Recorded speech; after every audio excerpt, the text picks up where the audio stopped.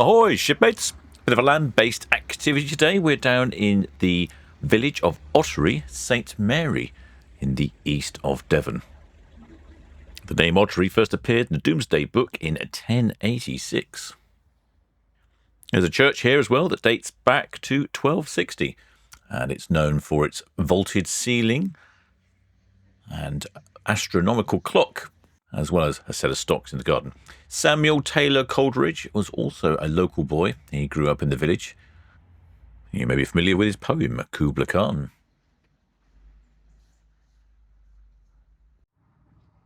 There is a little museum here, a history exhibition. It's not normally open this time of year. It's normally open in the summer, but they opened it especially today for the tar barrel running.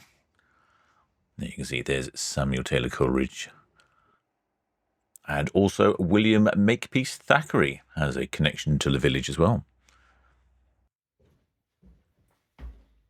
There is Samuel Taylor Coleridge. Little museum's quite interesting, all sorts of facts about the village. There was a plane crash a while ago, and some of the history. And of course there's an exhibition on the tar barrels, and these are the tar barrels that you see running around on the backs of people in flames. And they start in various different sizes depending on what level you are. And there's some of the gloves, the mittens that they hold. If you were a scout in, say, Ottery St Mary, you get a special scout badge saying, I've carried a tar barrel. I don't remember that at my scout camp. And there's a chap there in 2012, proper manly, no hoodie on that one. Lots more information in the museum. I suggest have a look. But that's not really what we're here for, are we? We are here to watch people run around with tar barrels.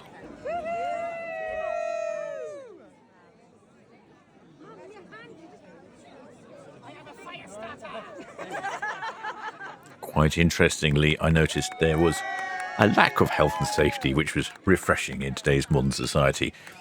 This is the first barrel, and this is the children's barrels, traditionally known as the boys' barrels, but it's open to boys and girls these days. Open to anyone who was born or grew up in the village and is over the age of 7.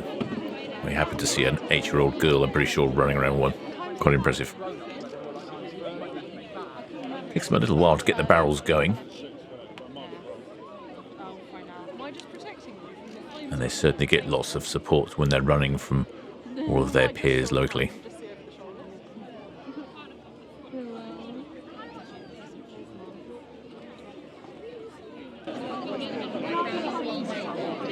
It's certainly a distinctive smell in the air, and you've got to watch out for yourself, because they don't really take any prisoners, and they run straight at you. It's recommended in the council's website that you don't wear any clothing that you value, because you can get covered in tar, or ash, burnt. And if you singe your eyebrows, that's your fault. There's a big notice somewhere that said, if you fall over and hurt yourself, it's your own fault. Don't come complaining to us.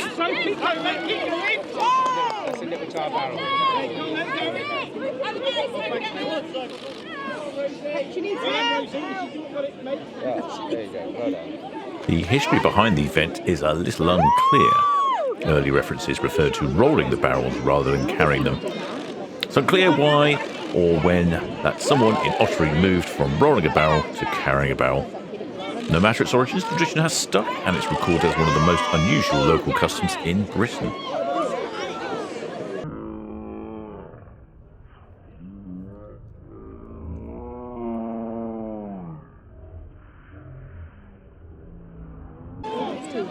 It's often said that you can tell a local resident of Ottery St Mary because they have tar burns on the back of their neck from carrying barrels.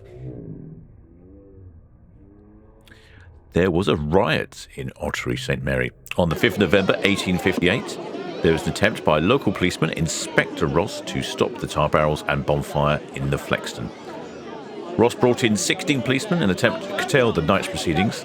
Police Captain Dick on horseback led a line of officers to the local Flexton to be confronted by a crowd of locals stood on the traditional spot of the bonfire. Some local people threw some lighted furs, or gorse as it's called, which was quickly put out by the police. Then a cry of A ring started from the locals, and they bought timber and more lit furs and were able to start a bonfire. Some reports suggest the crowds drove the police out of town. It does take a little while to get these barrels lit. You've got to sort of roll them around. So we've progressed now from the child's barrel, or the boy's barrel. Now we're up to the older youth's barrel. The child's barrel was called a firkin, and this is a Hildekins, a medium-sized barrel. Now this one is a great deal hotter. You can really feel the heat as they walk past with this one, and you've got a bit more agile on your feet.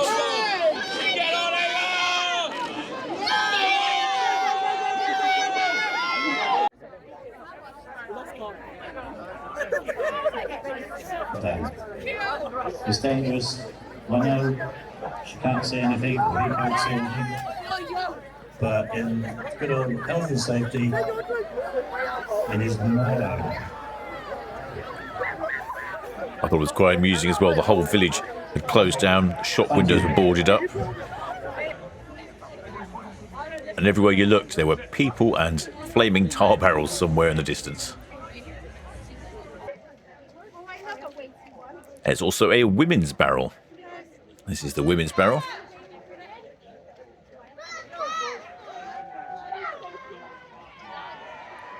There's various races occurring all over the village.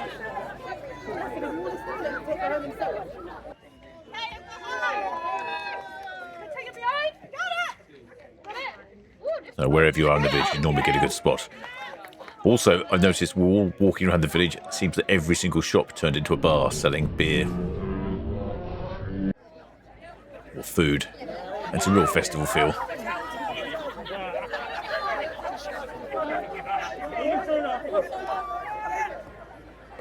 This is the intermediate men's barrel.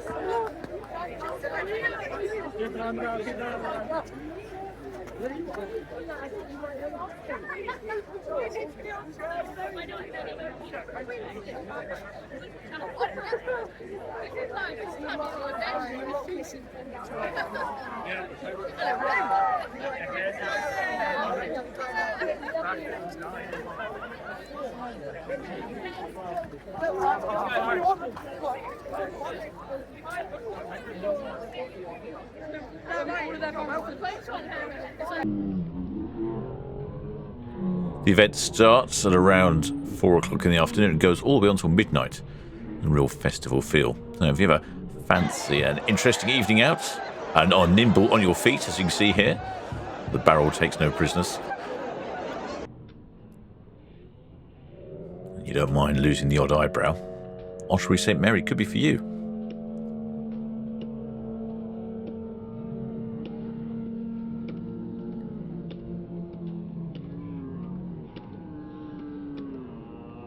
The entire village just smelt of smoke and tar.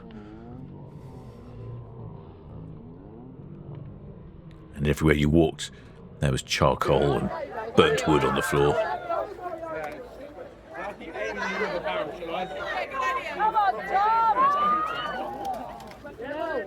Sometimes you could need to be quite nimble on your feet.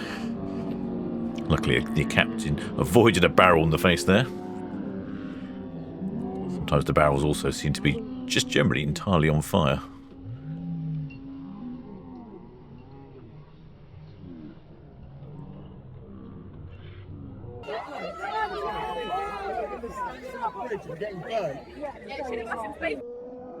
When they're carrying around, as it gets towards the end, I think the tar must have burnt off, so it's a little difficult to keep the barrels alight. So they keep relighting them with a healthy glug of some sort of combustible liquid.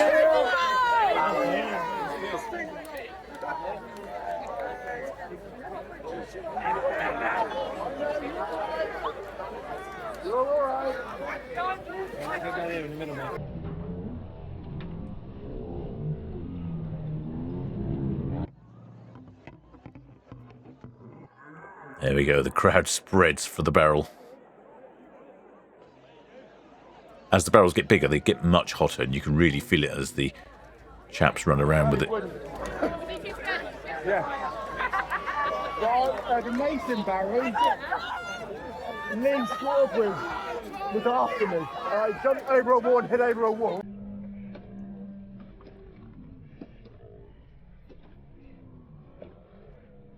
There was a whole lot of merchandise as well. You could buy shirts, beer.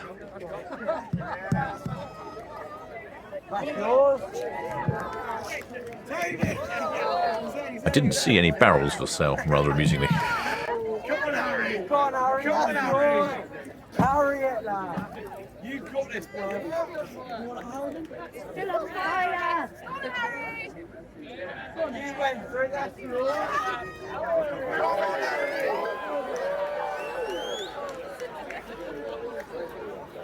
It's not wrong with that. It's easy to go on, bro.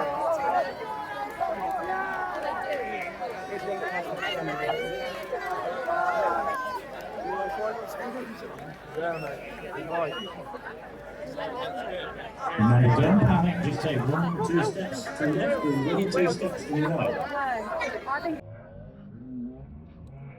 They wear on their hands what look like sacks that are all bound up, and they often catch on fire, I've noticed.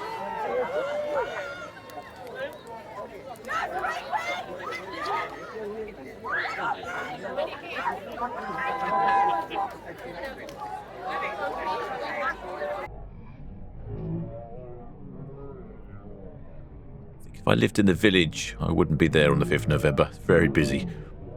I'll certainly leave my windows shut.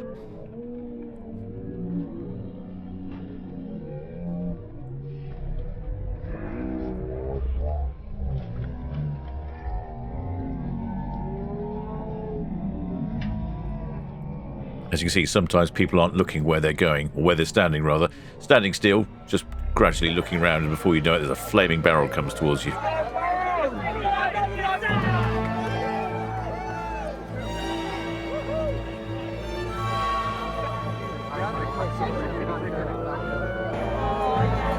And the last one of the evening is the final barrel, and it's called the Biggun. Now this one was amazingly hot. You could feel that from about 20 feet away. Well, I hope you enjoyed that one, shipmates. Until next time.